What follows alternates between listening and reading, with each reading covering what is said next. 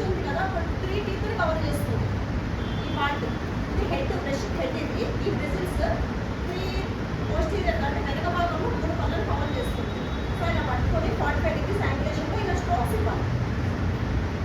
పైనకి వచ్చినప్పుడు కిందికి స్ట్రోక్స్ ఇవ్వాలి. కింది పళ్ళను క్లీన్ చేసుకున్నప్పుడు పైకి స్ట్రోక్స్ ఇవ్వాలి. జెంటిల్గా ఎంత ప్రెషర్ అప్లై చేయాలంటే మనం ఒక పేపర్ పైన పెన్సిల్తో రాస్తాం కదా, అప్పుడు ఎంత ఫోర్స్ అప్లై చేస్తాము అంతే ఫోర్స్ అప్లై చేయాలి. అంతకు మించి చేసి ఇలా రుద్దకూడదు.